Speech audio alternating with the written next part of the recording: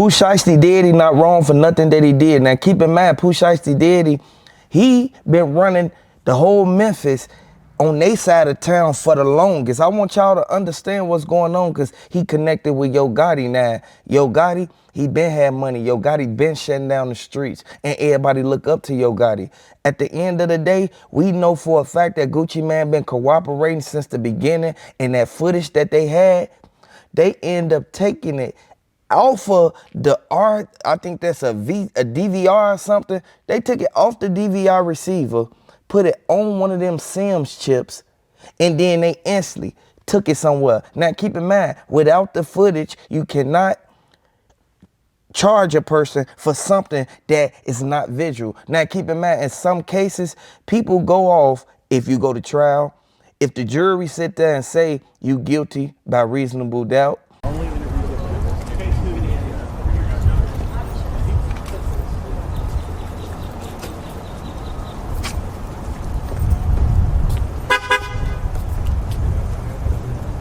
you tell me when you guys are ready. Ready? Would you say your name first real quick? Yeah, Bradford Cohen, C-O-H-E-N, Sam Zengane, and John Helms. And any questions, just look straight in the middle. Yeah, you got it. Thank you. So we had a bond hearing today and a PC hearing today.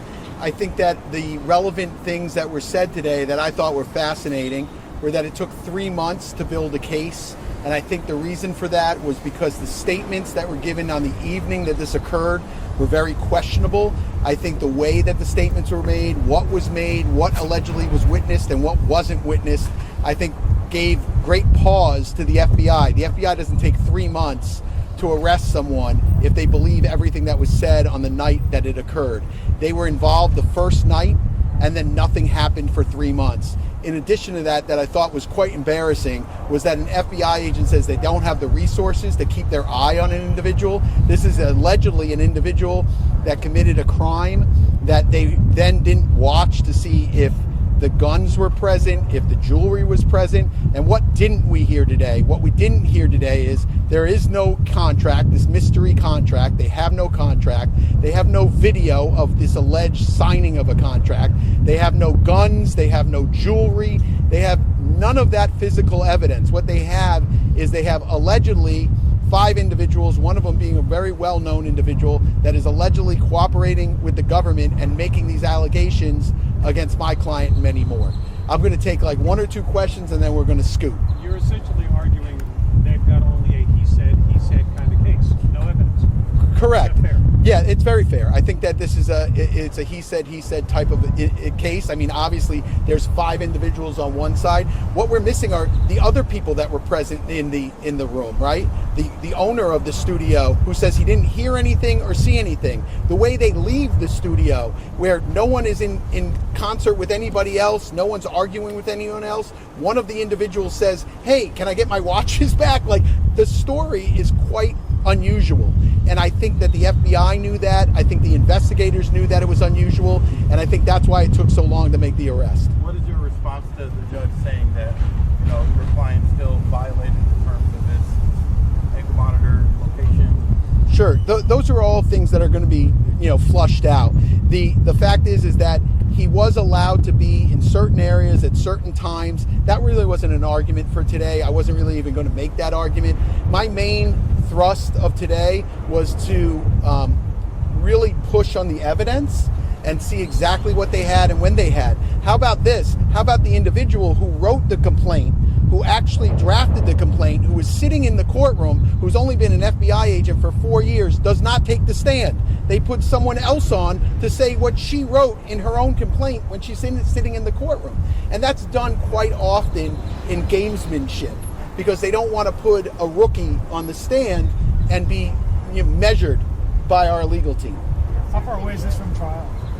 Oh, who knows? Who knows? We're gonna get discovery. We'll take a look at their discovery. They're gonna say it's ongoing. I mean, think about it. They had 3 months to get this stuff. They had 3 months to get warrants. They didn't get warrants that night. They didn't get warrants the next night. They didn't get warrants the next month. They didn't get warrants the month after.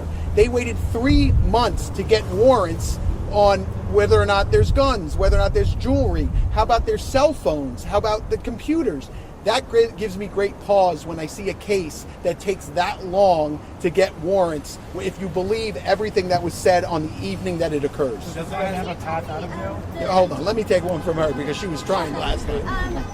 Can you say anything about the identity of RD, and then you also spoke about a social media post? Correct. So, listen, I don't like when the government puts initials in and everyone takes a guess who they are. We all know who they are, right? I'm not going to say it's this person or that person. That's not my job to do. But certainly there have been media posts of individuals that we suspect were involved in that evening where they're denying that it occurred, or they're denying that they're giving statements to the government. I think that's unusual as well, because of what the government put forward today seems to negate those statements, but we'll have to see how this all shakes out. Listen, guys, Sam and I have had many, many cases together, right? We just finished a case a couple of years ago in San Francisco on the Cash App murder case. And whenever I talk to individuals, whenever I talk to media, I always say this is not a straight road. It's always a very winding road. So we never know where things are going to take us. We got to look at the evidence as it comes in, and we'll see what's there. I'm just shocked that, you know, when they say there might be video out there, they don't have it. There might be this mystery contract, they don't have it. Oh, they were at Staples, you know, making copies. It's just a total guess. So, like, we're not here to guess. I'm here to look at the evidence, to weigh the evidence, and to make the best decision based on that evidence. Your client just stays in detention until what? Next? Yeah, currently he'll stay in detention. We'll get discovery. We'll start going through that. There's going to be several motions that we're going to file, obviously, in the next couple of weeks, but that'll all come out, and we'll give copies to everybody. So did the feds even interview? Look at my man. Did the feds even interview any of the people yet? Any of the alleged victims? So my understanding is the FBI has, over the past 3 or 4 months, has interviewed none of the alleged victims, and allegedly they all have future dates to give statements. But I have no idea if that's true. We're basing it on what the agent said on the stand, that each one of those witnesses from that evening is going to appear and give a statement to the federal authorities. So RD never made a statement as of now? Not Or when you actually have some type of burden of proof, some type of evidence that can withstand in court. They said that the lawyers, they weren't playing no games because they kept on trying to figure out, why did these people take 3 months to try to either build a case or try to come and get this man for something that he didn't do and he was wrongfully charged. I want y'all to know, if Pooh Shiesty innocent from what happened, regardless of what they said about Big 30 grabbing a bag and Pooh Shiesty putting the blick up to Gucci Man and making him sign the contract, it don't even matter, because you can't do people wrong and then go out here in the streets and thinking that a person gonna forget about what you did to them.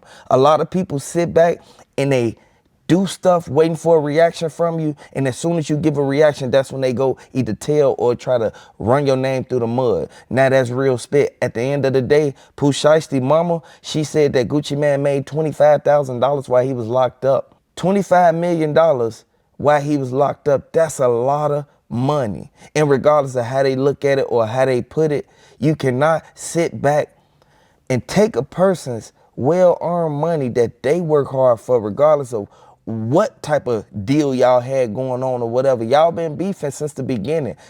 You was beefing with Big Sky right before he got, you feel me, like got tragically passed away. Like at the end of the day, Big Sky, he knew how to ride a beat. He knew how to flow on any song that they put in front of him. Big Sky was the one who introduced Pooh Shiesty to him. I want y'all to know this sad, but Gucci Man, he's cooperating. And everybody inside of the court building, they kept on saying, either you want a bench trial or you want a jury trial. Now keep in mind, they trying to push Pooh Shiesty to go ahead and try to, you feel me, cop out for anything. They denied the bond. By them denying the bond, Pooh Shiesty not going nowhere.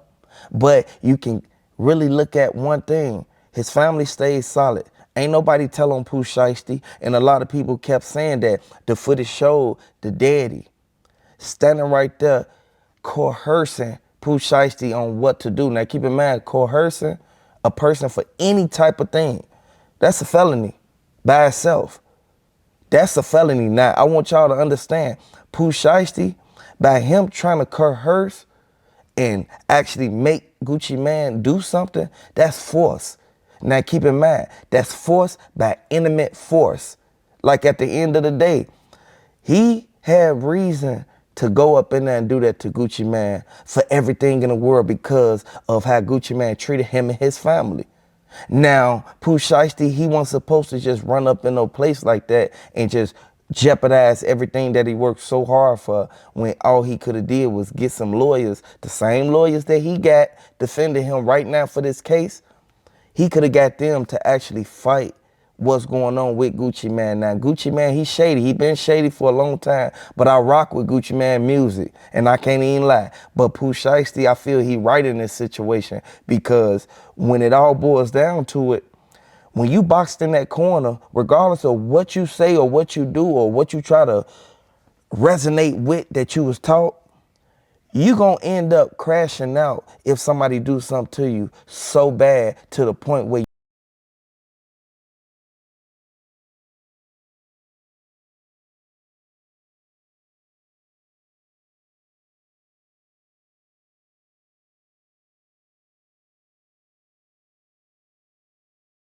and Gucci Man, he got his reason for telling. Now keep in mind, he not a snitch, but the people around him, they had to say what they had to say. But Keisha K.O., she was the one who told Gucci Man, you need to go ahead and say what you gotta say to get you up out this situation because we can't let Pooh Shiesty off this label, regardless of what's going on.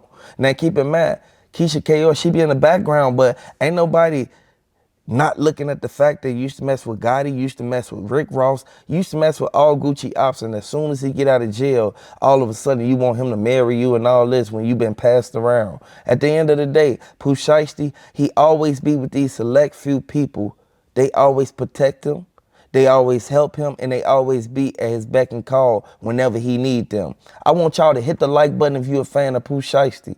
Do y'all think that they actually gonna try to charge Pooh Shiesty with something when this kind of like a passion, like a crime of passion at the end of the day? Because Gucci Man know what he did. If the feds actually saw exactly the timeline from when Gucci Man did all that to Big Sky and when Gucci Man did all that to Big Sky family, they'll see that Gucci Man, he kind of provoked Pooh Shiesty and everybody else that rolled with him. Now keep in mind, that's the same family that was with Pooh Shiesty who didn't like how Gucci Man treated they people after Big Sky passed away. Now at the end of the day, when somebody died, you ain't gotta send them no money, but at the end of the day, you sitting there, you taking care of this man, you doing what you gotta do, you providing him with all the perks and all that stuff, but then you switch around and don't want to provide them with no dollars